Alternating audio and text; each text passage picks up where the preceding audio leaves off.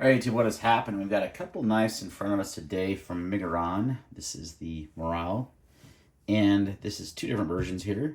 This one was featured in the best knives under $75 video I just did. It's a fantastic knife, liner lock, titanium pocket clip, G10 scales, gray PVD coating on the blade. Fantastic knife. But I mentioned I had a crossbar lock version on the way. This is the newest version of it. With the crossbar lock with my micarta scales, but everything else is pretty much the same. Is it, though? The blade still is the same. Also has a titanium pocket clip, but there are some pretty key differences. So I wanted to just do a quick comparison video just to show you what the differences are.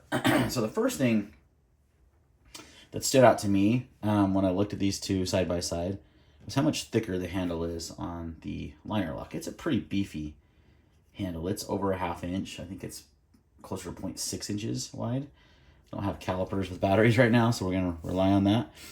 But it's a pretty wide knife. If you look at these side by side, you can see that adjust the camera just a bit. You can see the difference pretty clearly there from the crossbar lock to the liner lock. This is a much beefier, fatter handle. This is much slimmer. That was one thing I didn't love about this one, is it was just overly thick. Now it actually feels super comfortable in the hand. Like, it has good grip. Doesn't feel too thick, but it just, I don't know, I wish it was a little bit thinner. So that was one thing I loved about this crossbar lock version, is they did thin that out. I don't know if that's because it has the same steel liners, and it's just got to be the thick G10 scales. They made these pretty thick, whereas the micarta scales are pretty thin. So I think that's really the big difference there. So the other obvious difference is, of course, the locking mechanism. You have a liner lock versus a crossbar. I'm going to choose crossbar all day. It's just smoother, easier. It's ambidextrous. It's more fidgety. Just a really good lock. Probably even more stout and strong as well. So that's a big key difference as well. The other thing is the weight of the knife. So if you weigh these two side by side, get our scale here. There we go. The liner lock version weighs in at nearly exactly 4 ounces actually, on the dot.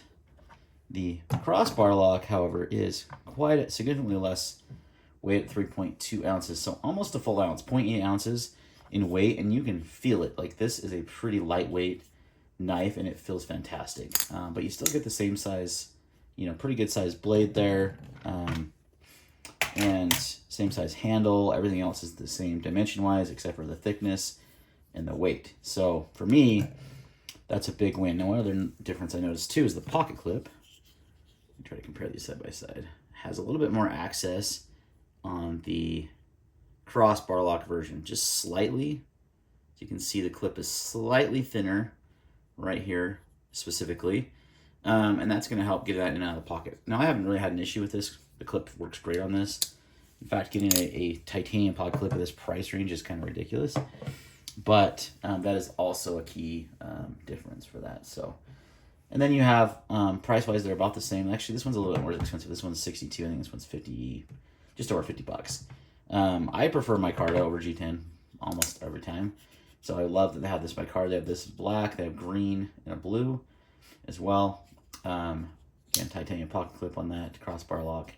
The action is stupidly smooth, like stupidly. Now, the detent is not the best. It will kind of shake out. So if you want a better detent, you may want to go with the liner lock, because this is not going anywhere, and it has a snappier, I would say it has a snappier deployment. It definitely does, because of that stronger detent. But that is in part due to the crossbar lock in general. Like, it's really kind of difficult to get a stronger detent on a crossbar lock, unless you're a Kaiser and you do your adjustable clutch lock system, and then you can kind of adjust that.